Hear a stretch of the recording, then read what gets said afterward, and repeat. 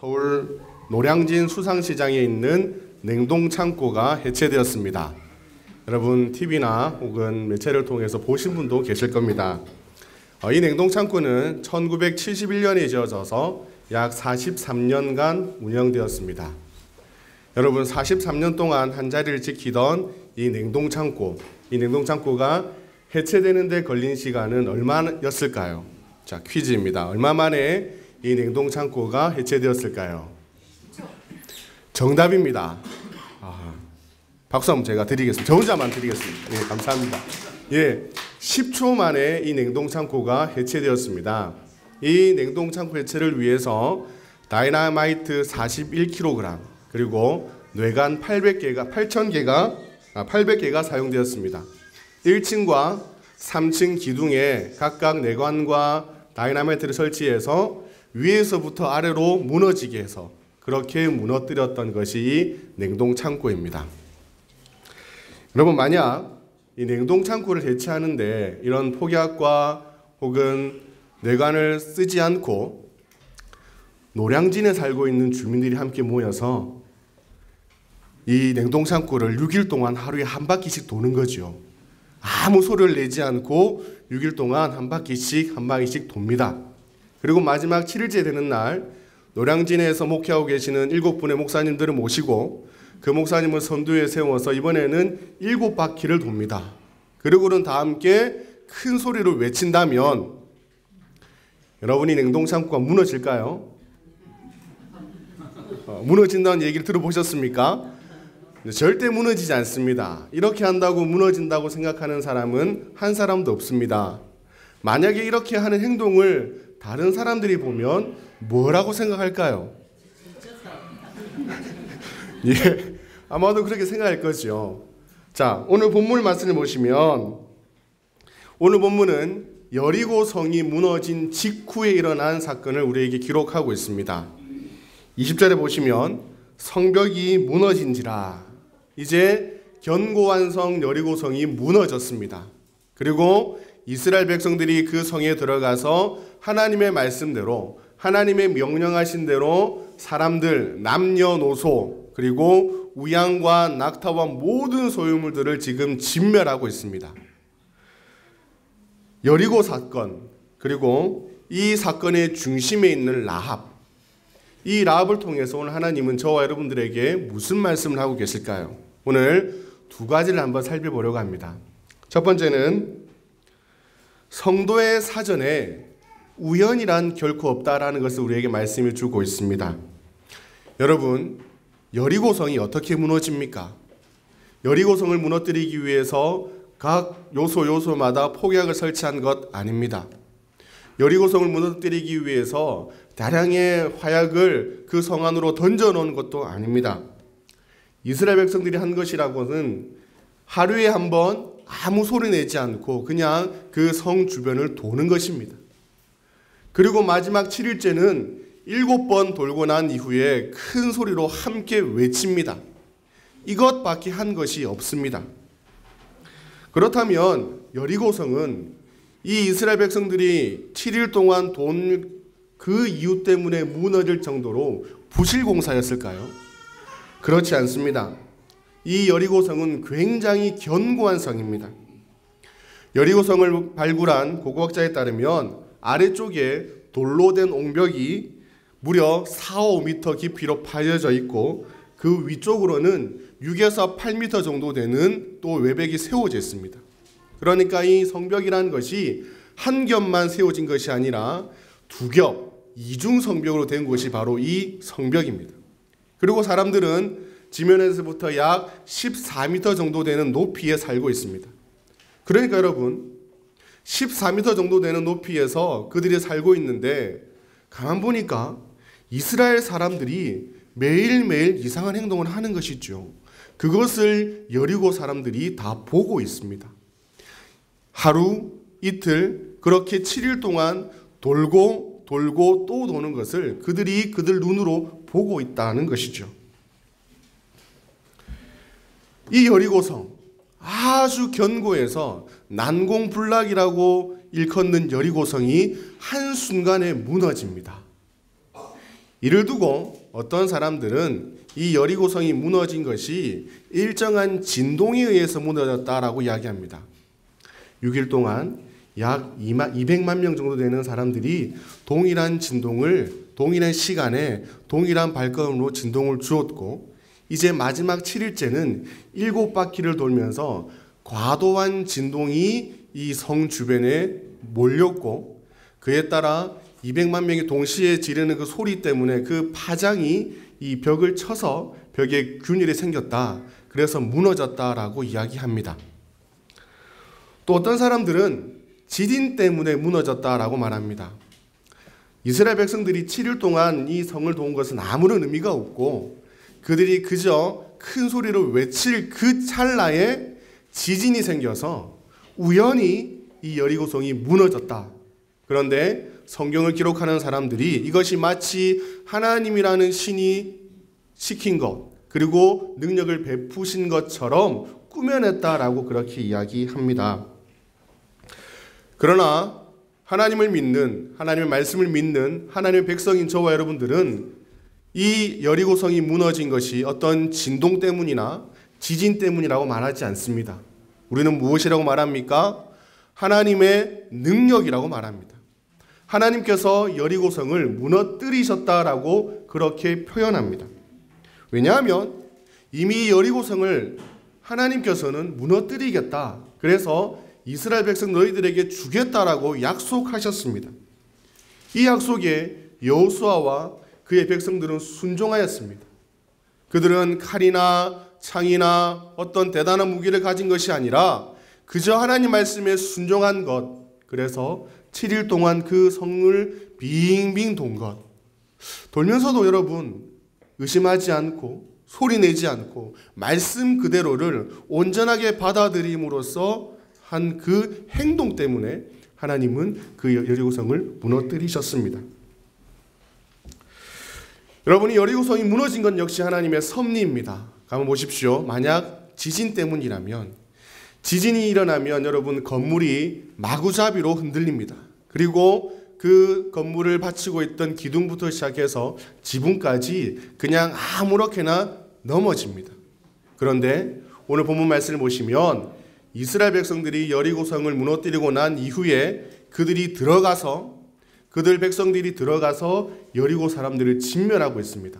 이 말은 그 여리고성이 외곽으로 밖으로 성벽이 넘어진 것이 아니라, 만약에 성벽이 외곽으로 밖으로 넘어졌다면 그 여리고성을 둘러싸고 있던 이스라엘 백성들이 충분히 사상자가 발생합니다. 그러나 그렇지 않고 위에서부터 아래로 안쪽으로 무너졌기 때문에 이스라엘 백성들은 아무런 피해를 입지 않고 여리고성에 들어가서 하나님의 말씀에 순종할 수 있게 되는 것입니다. 여러분, 이것이 과연 우연히 일어난 것은 절대 아님을 우리가 믿습니다. 또한 여리고 정복에 앞서서 하나님은 여호수아를 통해서 정탐꾼을 그곳에 보내게 하십니다. 그리고 여호수아는 2명의 정탐꾼을 보내죠. 현재 여리고성은 비상 상황입니다. 왜 그렇습니까? 여리고, 비록 이 안에 갇혀 있는, 이 안에 살고 있는 사람들이라고 할지라도 이스라엘이라는 민족에 대한 이야기를 이미 전부터 들어왔습니다. 자, 40년 전에 무슨 일이 있었습니까?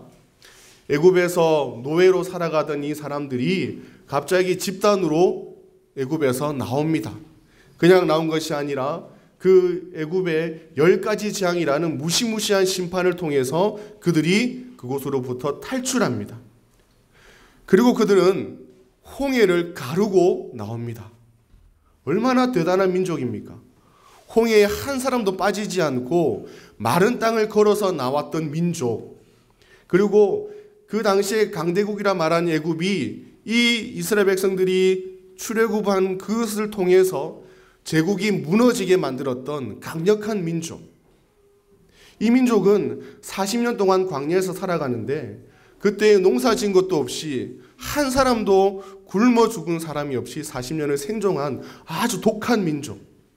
그런 민족들이 이제 웬일인지 마음을 먹고 여리고로 점점 진격해 옵니다. 진격해 오는데 아모리 민족이 그들을 막으니까 그들을 아예 진멸해버리고 두 왕을 진멸하고 민족을 완전히 사라지게 한 후에 지금 여리고 앞에 있는 요단강 거기까지 지금 도착해 있습니다. 이런 이야기들을 이스라엘 백성들의 그 활약상을 여리고 사람들이 다 알고 있다는 것이죠. 그래서 그들은 저 무시무시한 민족이 지금 우리 코앞에 다가왔어 라고 하면서 지금 비상상황, 비상사태에 아주 긴장을 하고 있습니다. 상황이 이렇다 보니 이제 성문을 들어오고 있는 그 수비가 굉장히 강화되어 있습니다. 성문을 들어가고 나가는 사람들의 신원을 철저하게 파악합니다. 그런 파악하는 가운데 두 정탐꾼이 아주 여유롭게 성문을 통과해서 들어옵니다. 그리고 그들은 라합이라는 집에 가서 많은 정보들을 가지고 모든 위험 요소가 사라지고 난 이후에 이제 이스라엘 진영으로 무사히 건너갑니다. 여러분, 이 모든 일들이 우연의 일치일까요? 이 모든 일들이 우연히 그들이 여리고 성문을 들어갈 때에 그 성을 지키는 수비대가 다른 곳을 보고 있거나 그들이 들어간 라합이라는 사람이 하나님을 두려워해서 민족의 이 여리고 민족을 살리기 위해서 발설하지 않고 또한 모든 위험 요소 가운데 안전하게 나올 수 있었던 것, 정말 이 톱니바퀴 하나 어긋나지 않도록 치밀하게 계산된 이 모든 것들은 우리는 절대 우연이라고 말하지 않습니다. 1968년 1월 21일 북한 124 부대의 특수부대의 요원 31명이 남한으로 내려옵니다. 이들의 임무가 있습니다. 이들은 청와대 비서실 그리고 경호실을 폭파한 후에 대통령을 암살하고 청와대에 있는 차를 탈취해서 북으로 도주하는 것이었습니다. 여러분 다 기억하십니까? 121 사태. 예, 다 기억하고 계시죠? 이 임무를 위해서 얼마나 그들이 철저히 준비했는지 모릅니다. 특수부대, 그 특수부대 중에서도 최적화 요원들이 정말 이를 갈고 이 남한 땅에 들어왔습니다. 그들은 영하의 추위를 뚫고 빠른 발을 가지고 산을 넘고 또 넘었습니다. 겨울이라서 눈 위에 발자국이 생기는 것을 염려하여서 맨 뒤에 있는 두 사람은 소나무 가지를 쓸면서 발바닥을 지우면서 그렇게 이동하였습니다. 부대원 중에 한 사람이라도 감기나 설사에 걸리면 이 모든 계획이 노출될 것을 우려해서 혹시 그런 상황이 있으면 모든 계획을 취소하고 북으로 돌아간다라는 그런 계획까지 세웠습니다. 이렇게 임무를 위해서 이들이 산으로 이동하던 중에 아주 큰 실수를 하죠. 그것이 무엇입니까? 산에서 나무꾼을 만납니다. 이 나무꾼 형제를 만나는데 원래 계획대로라면 이 나무꾼 형제를 죽여야 됩니다. 그런데 이 나무꾼이 우리가 지금 홀어머니를 모시고 있다라는 거짓말을 했고 이것이 부대원들의 동정심을 유발하여서 반나절 만에 억류하고 있다가 살려줍니다. 그런데 이 이유보다는 이날 날씨가 너무 추워서 땅이 얼어 있다 보니까 이 두 형제를 죽이면 시체를 처리해야 되는데 땅을 팔 여력이 없어서 살려두었다라고 그렇게 이야기하고 있습니다. 이런 결정적인 실수를 통해서 경찰에게 이 간첩, 이 특수부대에 대한 모든 신고가 들어가게 됩니다. 그리고 이들은 청와대 뒤에 있는 북악산에서 마지막 밤을 보내고 청와대를 습격할 계획을 세웠는데 지도를 잘못 보아서 북악산이 아닌 북한산을 향했습니다. 그래서 너무 멀리 떨어져 있는 곳에서 있다 보니까 이들은 그 계획한 날짜를 놓치게 됩니다. 마지막으로 이들은 사복을 입고 이제 청와대를 향해서 진격하다가 그 검문하는 경찰과 총격전을 벌이고 이 총격전 때문에 31명 가운데 28명은 사살되고 2명은 북한으로 도주하고 1명이 살았죠. 예, 누굽니까? 예, 지금 목사님이 된 김신조 목사님입니다.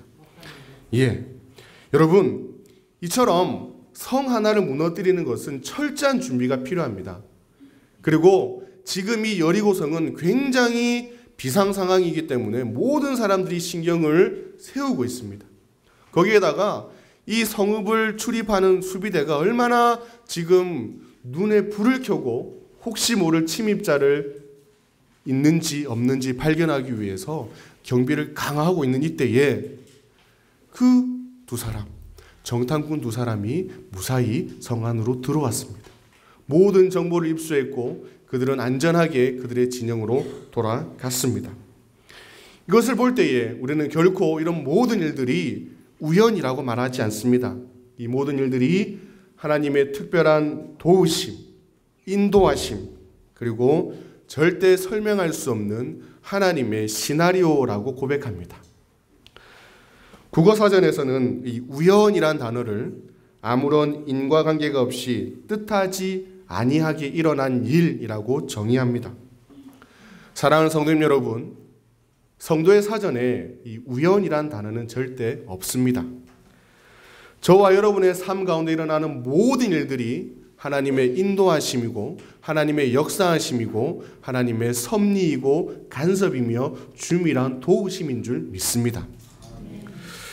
지금 저와 여러분이 이 자리에서 예배를 드리고 있는 것 여러분 우연일까요? 그렇지 않습니다. 이건 역시 하나님의 인도하심과 섭리이며 도우심입니다. 내가 예수님을 믿은 것, 이것은 내가 어떻게 설명할 수 없습니다.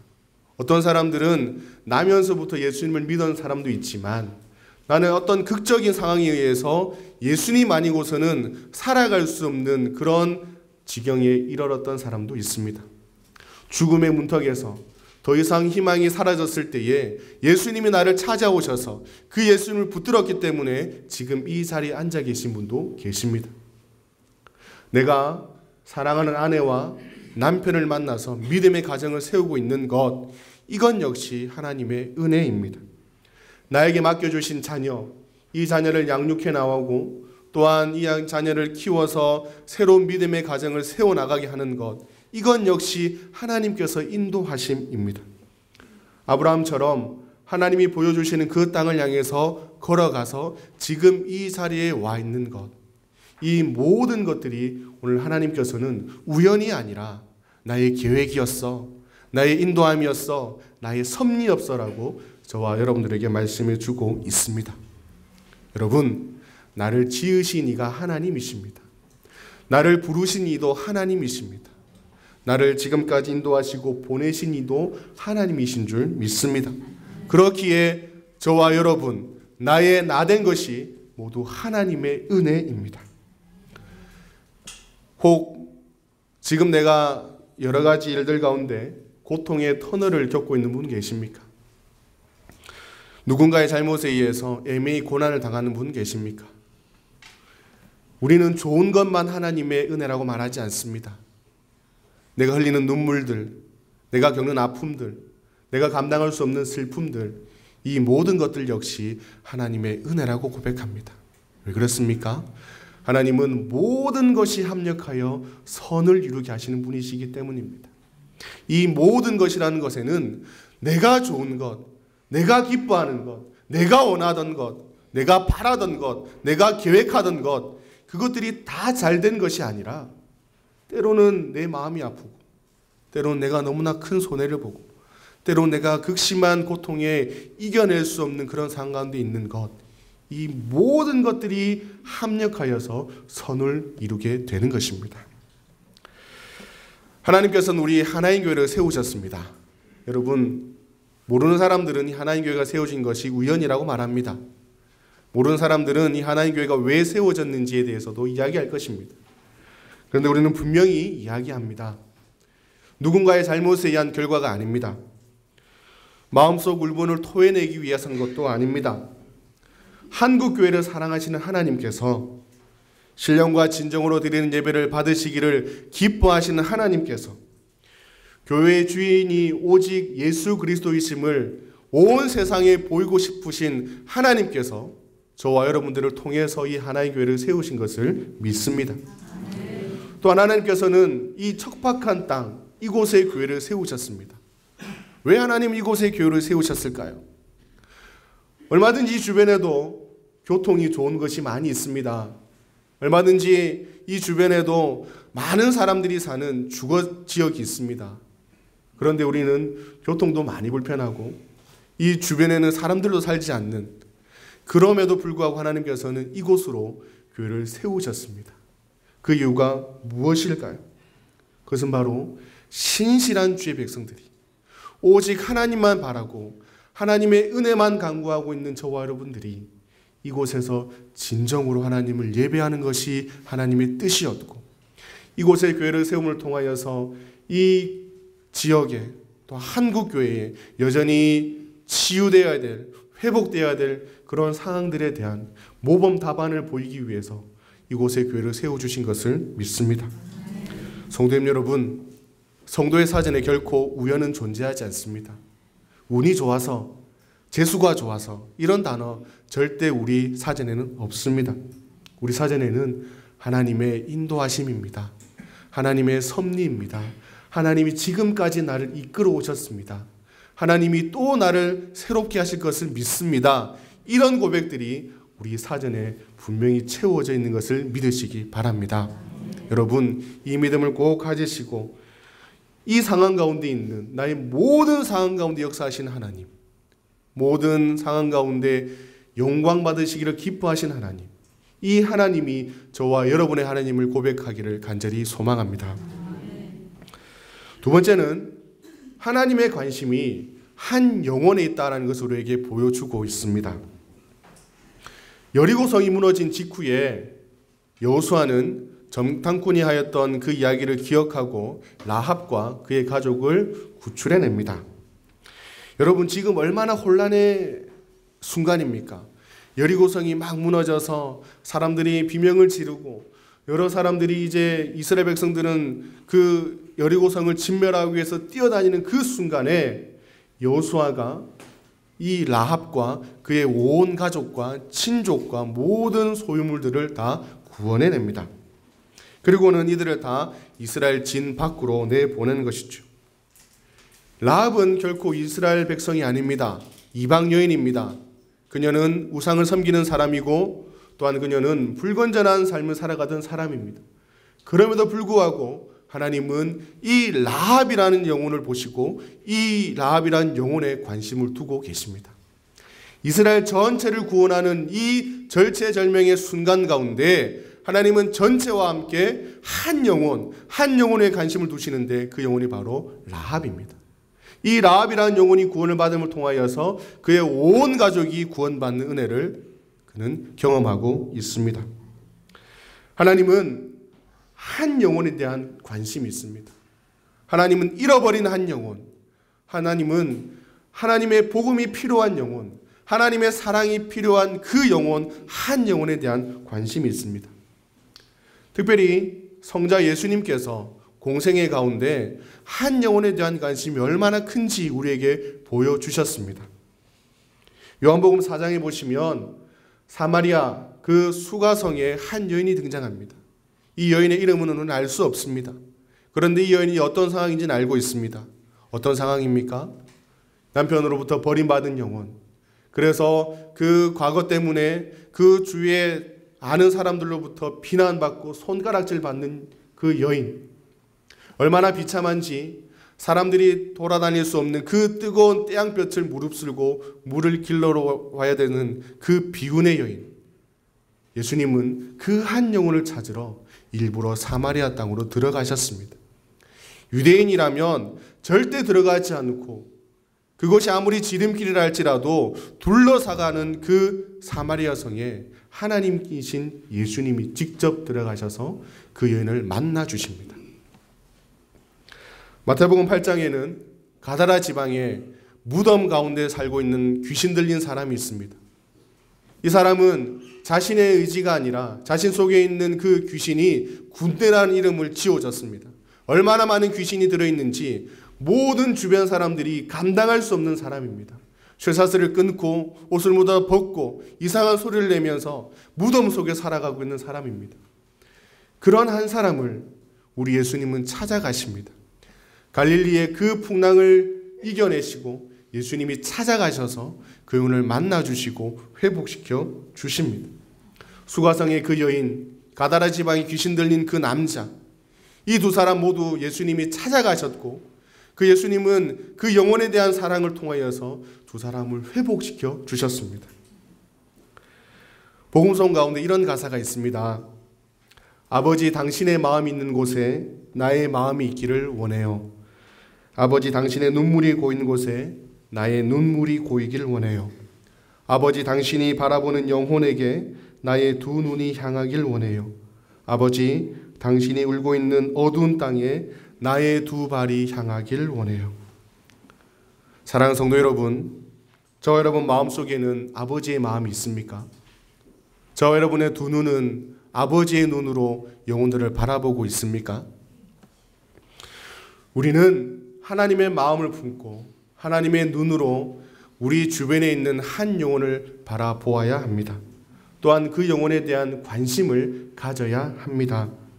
내 주변에 있는 여전히 방황하고 있는 복음이 필요한 영혼, 하나님을 멀리 떠나 잠시 먼 곳에서 하나님 아닌 것을 향하고 있는 불쌍한 영혼, 잃어버린 자들, 낙심한 자들, 상처받아서 살 소망까지 끊어진 자들, 이런 자들을 우리는 하나님의 마음으로 하나님의 눈으로 찾아가고 만나서 하나님의 복음을 전하고 하나님의 사랑을 전해 주어야 합니다.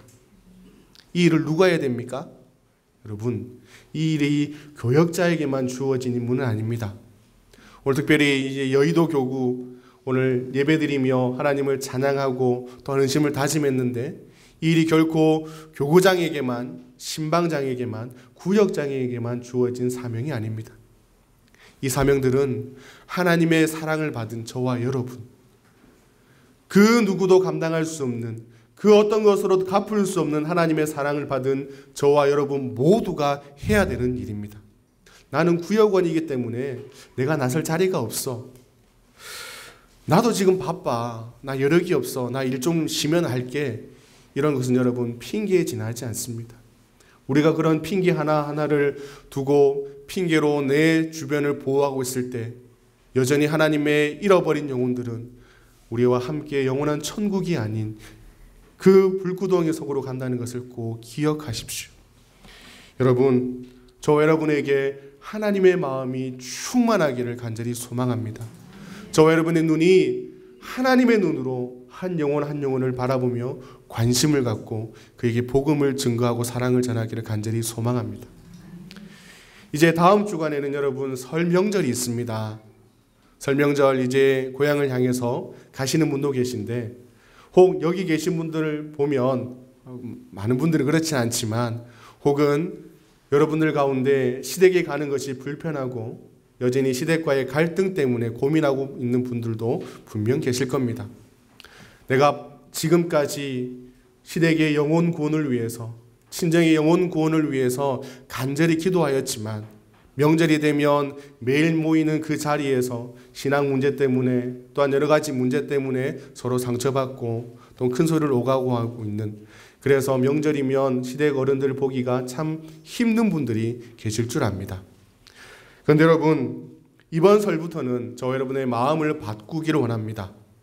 지금까지는 마지못해 시댁에 가고 마지못해 믿지 않는 가족들과 갈등을 벌였다고 한다면 이제는 내가 우리 하나님교회에서 파송받은 평신도 선교사로 우리 시댁을 방문하고 또한 믿지 않는 우리 가족들을 만난다고 생각하십시오. 선교사의 마음을 가지면 뭐든지 가능합니다. 여러분, 우리가 알고 있는 선교사들 어떤 분들입니까? 교회가 잘 지어지고 많은 하나님의 백성들이 있는 곳에 선교사님들은 가지 않습니다. 오지에 하나님을 알지 못하는 그런 영적 전쟁터 가운데 그들은 던져지고 그곳에서 영적 전쟁을 하고 교회를 세워나갑니다. 수년, 수십 년 복음을 전해도 결실이 없을 수도 있습니다. 그러나 선교사님들은 끝까지 그 임무를 감당해냅니다. 마찬가지입니다. 아직까지 예수를 믿지 않는 우리 가족들, 그들은 우리가 싸워야 될 가족이 아니라 품고 하나님의 마음으로 하나님의 눈으로 복음을 증거해야 될 사람들입니다. 그렇기에 선교사의 마음을 가지고 가십시오. 가셔서 그들에게 하나님의 사랑을 전하십시오. 때로는 나를 욕할 수도 있고 나를 손가락질할 수도 있고 나에게 부당한 요구를 할 수도 있습니다. 그럴 때에 참으리는 짠 3번 이렇게 그으면서 참는 것이 아니라 내가 하나님의 마음으로 하나님의 복음을 증거하기 위해서 이곳에 선교지와 같은 척박한 땅에 보내졌구나. 내가 선교사의 마음으로 이 가족을 위해서 더 기도하고 더 헌신하고 아무리 부당한 욕을 할지라도 내 신앙에 크게 위배가 되지 않는다면 내가 그 일들을 수용함으로 그리스도의 사랑을 전하길 간절히 소망합니다. 그렇게 되면 여러분, 하나님의 마음이 저와 여러분에게 또한 하나님의 눈으로 우리 가족 복음화의 큰 일을 감당하게 될 것입니다. 하나님은 이렇게 잃어버린 영혼에 관심을 갖고 계심과 동시에 또 한 사람에 대한, 한 영혼에 대한 관심이 있으신데 그 영혼은 바로 하나님이 찾으시는 믿음의 사람입니다. 오늘 라합은 믿음의 사람입니다. 히브리서 11장에 라합을 이렇게 평가하고 있습니다. 정탐꾼을 평안히 영접하였으므로 순종치 아니하는 자와 함께 멸망하지 아니하였다. 여러분, 라합은 여리고성에 살고 있으면서 이스라엘이 믿는 신 하나님의 이름을, 그 이야기를 듣습니다. 그는 평생 우상을 섬겨왔던 사람입니다. 그런 그녀가 이제 하나님이라는 여호와라는 그 이름을 듣고 그가 하신 일들을 듣고 믿습니다. 그냥 들음으로 끝나는 것이 아니라 그 믿음을 마음속에 품고 이제 믿음의 기회를 기다리고 있다가 그 기회를 잡고 구원을 받습니다. 오늘 이 시대 하나님은 믿음의 사람을 찾으십니다. 믿음의 사람은 어떤 사람들입니까? 믿음의 사람들은 당장 눈에 보이는 좋은 것을 구하지 않습니다. 믿음의 사람은 수많은 어려움을 만나도 그 너머에 계신 하나님을 바라봅니다. 믿음의 사람은 많은 사람들이 불의와 타협할 때에, 그리고 자신을 회유할 때에 그들 편에 서는 것이 아니라 참 진리이신 그리스도 앞에 서는 사람입니다. 믿음의 사람은 하나님이 말씀하시는 데까지 가고 하나님이 돌아서라 그러면 그가 가지고 있던 모든 기득권들을 내려놓고 주께로 돌아오는 사람, 이 사람이 바로 믿음의 사람입니다. 하나님을 잃어버리고 하나님 없이 얼마든지 잘 살 수 있다라고 자고하는 이 시대에 하나님은 어떤 믿음의 사람들을 찾으십니까? 하나님은 또한 어떤 믿음의 사람들이 교회를 세워나가기를 원하십니까? 저와 여러분들이 바로 하나님이 찾으시는 그 한 영혼, 믿음의 사람이 되기를 간절히 소망합니다. 하나님 나라 회복을 위해서 하나님 내가 여기 있습니다라고 언제든지 고백할 수 있는 사람, 하나님 믿음의 사람들이 있는 교회가 필요하십니까? 우리 하나님 교회가 바로 그런 믿음의 사람들로 가득 찬 교회입니다라고 고백할 수 있는 저와 여러분 되기를 간절히 소망합니다. 말씀을 정리하겠습니다. 여러분, 성도의 사전에 우연은 결코 없습니다. 모든 것이 하나님의 은혜이고 하나님의 역사하심이고 하나님의 섭리입니다. 그러기에 지금 내가 서 있는 곳, 내가 앉아 있는 곳, 내가 당하는 형편, 모든 것들 하나님의 은혜라고 고백하는 저와 여러분의 믿음이 되기를 소망합니다. 저와 여러분이 하나님의 마음을 품고 하나님의 눈으로 내 주변에 있는 영혼들을 바라보십시오. 이 영혼들을 바라볼 때에 여러분 마음 가운데서 하나님의 마음이 들끓어 오르게 될 것입니다. 그래서 복음을 전하지 않고 사랑하지 않고는 결코 견딜 수 없는 은혜가 있게 될 것을 믿습니다. 하나님은 믿음의 사람들을 이 시대에 찾고 계십니다. 저 여러분들이 하나님의 믿음의 사람이 되어서 어느 편이 설 것인가를 고민하는 사람이 아니라 나는 하나님의 편에 서는 믿음의 사람입니다. 나는 진리 앞에 서는 하나님의 사람입니다라고 고백함으로 날마다 그 은혜가 풍성히 임하기를 간절히 소원합니다. 이 시간에 우리 말씀을 기억하면서 함께 기도하겠습니다.